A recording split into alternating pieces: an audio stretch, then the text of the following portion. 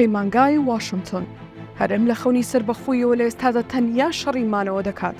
هەردوو پارتی دەسەڵاتدار پارەیان بەسەر لایەنگرانی خۆیاندا تەخشان و پەخشان کردووە. راپۆرتەکەی دەڵێت لە دوای ڕیفراندۆمی ساڵی 2007 بەغداد هەنگاوەکانی خێراتر کرد بۆ سڕینەوەی هەرێمی کوردستان، بەتایبەت لە ڕێگەی بەکارهێنانی هێزی سەربازیەوە بە هاوکاری و هەماهەنگی ئێران و تورکیا. گروپە شیعەکانی پشت بە حکوومەتێکی ئێستای محەممەد شیع سوودانی شەڕی کۆنەقین بەرامبەر پارتەکانی هەرێمی کوردستان دەکەن، بەتایبەت ئەوانی ڕێگای پێکهێنانی کابینە حکوومەتی عێراقیان لە هێزە شیعەکانی نزیک لە تاران قورس کرد. وەک راپۆرتەکە دەڵێت لە ئێستادا تەوژمی هێزەکان لە بەرژەوەندی بەغدایە، بەتایبەت دوای بڕیارەکی دادگای فیدراڵی دەربارەی نایاسایی بوونی هەناردەی نەوت و پشتگیری هێزە شیعەکانی نزیک لە ئێران دژی سیاسەتی سەربەخۆی نەوت و ئابووری ئەوەندەی تر هەرێمی لاواز و بێپەلوپۆ کردووە. لە ساڵی 2007 هەرێمی کوردستان چەند جارێک ژمارەیەک دۆستی دادگای فیدراڵی وەک نمونە هێناوەتەوە کە بەردەوام و دادگایە مافە دەستوریەکانی هەرێمی کوردستان پێشێل دەکات. راپۆرتەکە دەڵێت دادگای فیدراڵی و پەرلەمانی عێراق کێشە و بەربەستیان بۆ ڕێکەوتنەش دروست کردووە کە لە نێوان محەممەد شیع سوودانی و مسرور بارزانیدا ئیمزا کرا، ئەمەش بە بەهانەی ئەوەی ژمارە داراییەکانی حکوومەتی هەرێم ناڕوونن، بۆ بۆیەوە حکوومەتی هەرێم 3 مانگە موشەی فەرمانبەرانی میری دابەش نەکردووە. راپۆرتەکە دەژڵێت ژمارەیەک سیاسی لە بەغداوە دەیانەوێت تەواوی نوێنەرایەتی دیبلۆماسیەکانی هەرێمی کوردستان لە نزیکەی 14 وڵات دابخەن. راپۆرتەکەی پەیمانگای واشنگتن ئاماژە بۆ دەکات سەرباری قەیرانی دارایی هەرێم لە بەردەماڵەنگاری سەربازی و ئەمنیدایە، بە جۆرێک بەردەوام لەژێر هەڕەشی تورکیا و ئێرانی دراوسەیدایە کە لەم دواییانەدا هێرشەکانیان لە ڕێگەی درۆنەوە بۆ سەر هێزە کوردیەکان چڕ کردوێتەوە. کاتێک بەرپرسانی ئەمنی و دیبلۆماسی تورکیا سەردانی عێراقیان کرد، بەڵێنیان نەدا بۆ وەستاندنی هێرشە درۆنەکانیان یاخود چارەسەرکردنی هەناردەی نەوتی هەرێم. لە جیاتیەوە فشاریان بۆ سەر حکوومەتی هەرێم زیاد کرد تاوەکو هاوکار و هەماهەنگیان قەرە بێت دژی پەکەکە. ئێرانیش وەک پەیمانگای واشنگتن دەڵێت هەمان هۆشداری داوەتە حکوومەتی هەرێم یان چەکردنی هێزە دژبەرەکانی ئێران یاخود لەشکرکێشی سوپای پاسداران بۆ ناو خاکی هەرێم. ئەم هەڕەشانەی وڵاتانی دراوسێ حکوومەتی هەرێمی ناچار کردووە ڕێگە بدات پاسەوانی سنووری عێراق لە هەندێک خاڵی سنووری شوێنی پێشمەرگا بگرێتەوە، بڕیارێک کە زیانی لاوەکی ئەوەی هەیە حکوومەتی هەرێم نیوەی داهاتەکەی کە لە مەرزەکانیەوە دەستی دەکەوێت ڕادەستی حکوومەتی فیدراڵی بکات.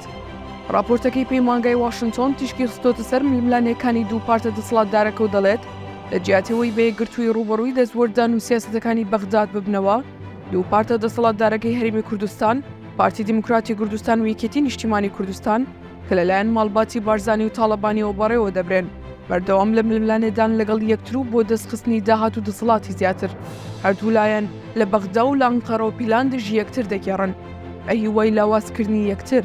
ئەم لێکترازان و قۆڵبازانەی نێوانێکێتی و پارتی حکوومەتی هەرێمی بە جۆرێک لاواز کردووە کە نەتوانێت مافە دەستوریەکانی بپارێزێت. لە سەروی هەمویانەوە ئەم کێشمەکێشمەی نێوانێکێتی و پارتی ناوبانگی هەرێمی لە ڕووی دیموکراسیەوە لە ناو خەڵکەکەی و خۆی و تەنانەت لە بەردەم کاربەدەستانی ئەمریکاش خستۆتە ژێر پرسیارەوە. راپۆرتەکە دەڵێت لە ئێستادا یەکێتی و پارتی لە شەڕی ساردان بە جۆرێک لەم کاتەدا وەک دوو دوژمن مامەڵە لەگەڵ یەکدا دەکەن نەک دوو هاوپەیمان.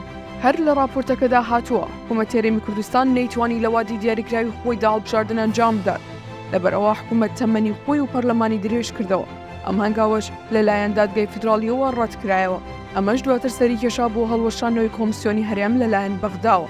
بەم هۆیش کۆمسیۆنی هەرێمی کوردستان مافی ئەوەی نەما سەرپەرشتی هیچ جۆر هەڵبژاردنێک بکات لە هەرێمدا.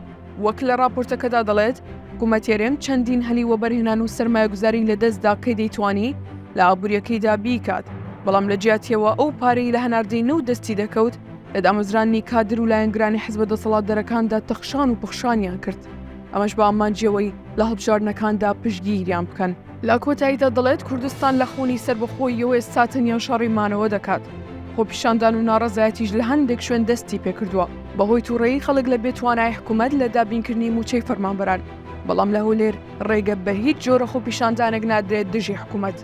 لە بەشی کۆتایی راپۆرتەکەدا هاتووە هەندێک پەرلەمانتەر لە کوردستان داوای دەرکردنی کۆنسۆڵی ئەمریکایان دەکرد بەهۆی ئەوەی ناوبراو ڕخنی لە حکوومەتی هەرێم گرتووە لەباری مافەکانی مرۆڤەوە. لەباری ڕۆڵی ئەمریکیەکانەوە واشنگتن پۆست دەڵێت لە ساڵی 2016 کۆنگرێسی ئەمریکا مانگانە بڕی 20 میلیۆن دلار وەک هاوکاری دەداتە هێزەکانی پێشمەرگەی هەرێمی کوردستان وەک هاندانی و هێزا بۆ ئەنجامدانی ڕفۆرم لە ڕیزەکانیدا. لە بەرامبەردا هەولێر بەڵێنیدا تەواوی هێزەکانی دوو حیزبە دەسەڵاتدارەکە بخاتە ژێر چەتری دەسەڵاتە حکوومەتی هەرێم و دووربن لە دەسوەردانی حیزبی. بەڵام 7 ساڵ دوایەوە بەڵێنی دەسەڵاتداران هەرێم بە ئەمریکایاندا تا ئێستا تەنیا بەشێکی کەمیە و هێزانە خراونەتە سەر حکوومەت.